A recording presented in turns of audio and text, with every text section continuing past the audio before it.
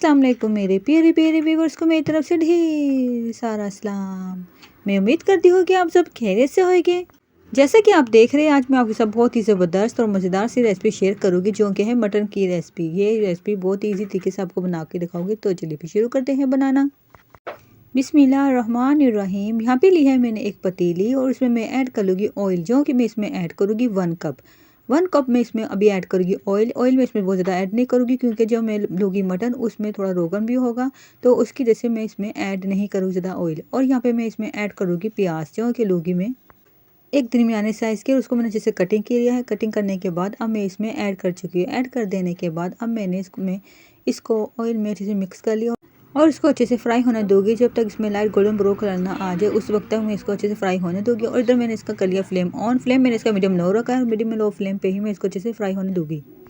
और जैसे कि आप देख रहे हैं कितने अच्छे से ये फ्राई हो रहा है। फ्राई होते तो इसका कलर चेंज होना शुरू हो चुका है। और अब आपको दिखाऊंगी, ये देख सकते हैं कितने अच्छे से इसमें लाइट सा कलर आना शुरू हो चुका है और कितना प्यारा सा इसमें कलर आ चुका है, हल्का सा लाइट सा गोल्डन।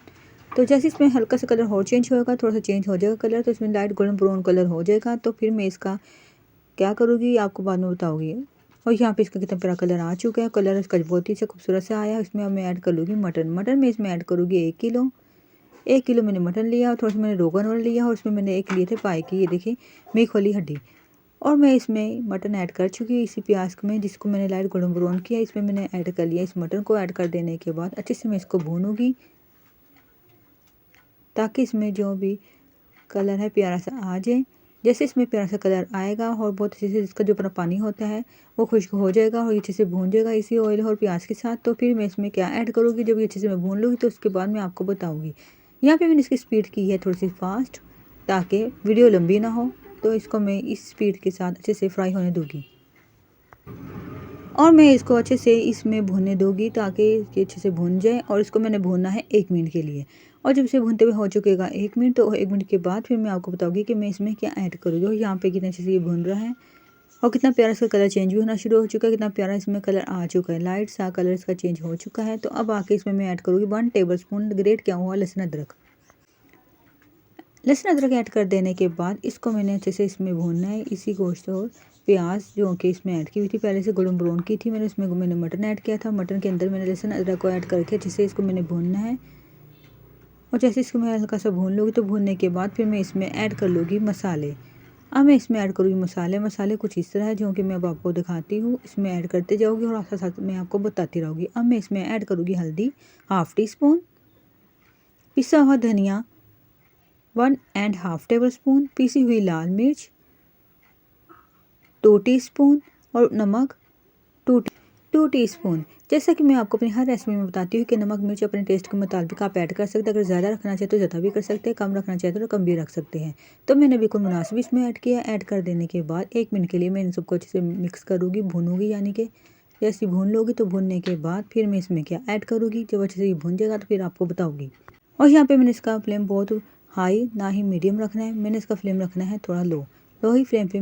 और लो ही फ्लेम पे मैं इसको अच्छे से भूनूंगी, ताकि जो मसाले मैंने इसमें ऐड किए वो इसमें जल ना सके। और अब मैं इसमें ऐड करूँगी टमाटर। यहाँ पे मैं इसमें ऐड करने लगी। टमाटर मैंने लिए थे 6, मैंने इसमें लिए थे टमाटर, जो कि ना बहुत बड़े थे ना ही बहुत छोटे थे। मैंने दरमियाने साइज़ के टमाटर लिए थे। इसको मैंने अच्छे से पील कर लिया था। पील करने के बाद इस तरह से मैंने इसको कटिंग किया था और इसमें ऐड कर चुकी हूँ। ऐड कर देने के बाद अब मैं इसको अच्छे से इसमें मिक्स कर रही थी। और मिक्स करते करते अब ये देखिएगा इसमें कितने अच्छे से ये मिलना शुरू हो चुके थे। तो मैंने इसमें ऐड किया है पानी मैंने इसमें ऐड करा था 1 कप पानी ऐड कर देने के बाद फिर मैं इसको कैप से कवर करके रख दूँगी 10 मिनट के लिए कवर करके, ताकि जो टमाटर मैं इसमें ऐड कर चुकी वो अच्छे से इसमें घुल जाए। और फिर जब 1 मिनट हो जाएगा तो 1 मिनट के बाद फिर मैं आपको इसका कैप हटा के दिखाऊंगी। और फ्लेम मैंने दोबारा से रिपीट कर रही हूँ, इसका लो ही रखा था और लो ही फ्लेम पे मैंने इसको अच्छे से गलने के लिए रख दिया था। और यहाँ पे 1 मिनट हो चुका था, मैंने इसका कैप हटा लिया है। और ये देख सकते हैं इतना ज़बरदस्त से ये टमाटर गल चुके थे और कितने अच्छे से ये मसाला भी कितने अच्छे से भून रहा है। और अच्छे से मैंने इसको इस तरह से टमाटर को तमाम भूनने के बाद इसमें घुल जाने के बाद फिर इसमें ऐड करूँगी पानी। और पानी में इसमें कितना ऐड करूँगी ये तो मैं फिर अब आपको बताती हूँ। और मैंने इसमें पानी ऐड करना है 3 गिलास पानी ऐड करूँगी। और पानी ऐड कर देने के बाद फिर मैं आपको बताऊँगी कि आगे क्या करूँगी। और अब मैं इसमें ऐड करने लगी हूँ पानी में इसमें ऐड कर लूँगी 3 गिलास 3 गिलास पानी इसमें ऐड करूँगी और पानी मैं इसमें ऐड कर चुकी हूँ। पानी ऐड कर देने के बाद इसको मैं एक दफ़ा अच्छे से मिक्स कर लूँगी और जैसे ही मैं इसको अच्छे से मिक्स कर लूँगी तो मिक्स करने के बाद मैं इसको कैप से कवर करके रख दूँगी 5 मिनट के लिए और फ्लेम थोड़ा-सा मैं इसका हाई करूँगी और हाई फ्लेम पे मैं इसको रख दूँगी कवर करके, ताकि जब इसमें अच्छे से बॉयल आएगा तो फिर मैं आपको कैप हटा के दिखाऊँगी। जब बॉयल आ जाएगा तो फिर आगे मैंने क्या करना है और यहाँ पे इसको होने लगे हैं 5 मिनट और 5 मिनट हो चुके हैं। अब मैं आपको इसका कैप हटा के दिखाती हूँ। आप देख सकते हैं, ये देखिएगा कितने अच्छे से इसमें आ चुका है बॉयल आने के बाद अब मैं इसका फ्लेम कर लूँगी बिल्कुल मीडियम फ्लेम पे और फ्लेम मैंने इसका कर लिया है मीडियम और मीडियम फ्लेम पे 45 मिनट के लिए मैं इसको पकने के लिए रख दूँगी और जब हो जाएगी 45 मिनट उसके बाद मैं आपको कैप हटा के दिखाऊँगी। और यहाँ पे इसको हो चुके हैं 45 मिनट और इसका मैंने कैप हटा दिया और आप देख सकते हैं अच्छे से कि सारा का सारा पानी जो था खुश्क हो चुका है और हमारा मटन भी बहुत अच्छे से गल चुका है। मटन गल चुका है और जो थोड़ा सा पानी इसमें है इसको हम थोड़ा देर के लिए अच्छे से भूनेंगे उसके सारा ऑयल ऊपर को आ जाएगा। इसका मतलब है हमारा गोश्त अच्छे से भून चुका है। ये मटन हमने पकने के लिए रखा था और इसी तरह से मैं इसको 5 मिनट के लिए अच्छे से पकने के लिए रख दूँगी ऐसे ही। और यहाँ पे आप देख सकते हैं इसको पकते हो चुके थे 5 मिनट और कितना अच्छे से सारा मसाला भुनने को तैयार हो चुका है।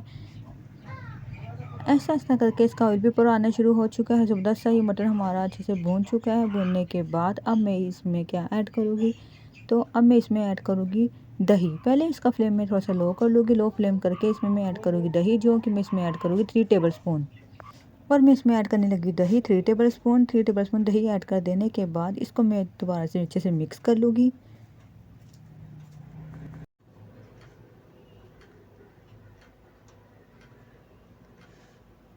और अब आप इसको देख सकते हैं कि मैंने कितने अच्छे से दही को इसमें मिक्स कर लिया है। मिक्स करने के बाद अब मैं इसमें ऐड करूँगी चॉप की हुई हरी मिर्चें। मैंने ली थी 3 हरी मिर्चें, उसको मैंने अच्छे से चॉप कर लिया था और चॉप करने के बाद इसको मैंने इसमें ऐड किया है और इसमें ऐड कर लूँगी हरा धनिया। थोड़ा सा हरा धनिया इसके ऊपर से इस तरह से ऐड कर लूँगी और अदरक जिसको मैंने बारीक बारीक लंबाई में कटिंग कर लिया था उसको भी मैं इसके ऊपर से इस तरह से ऐड कर लूँगी। जैसे मैं इन तीनों को ऐड कर लूँगी तो ऐड कर देने के बाद अच्छे से इन तीनों को मिक्स कर लूँगी।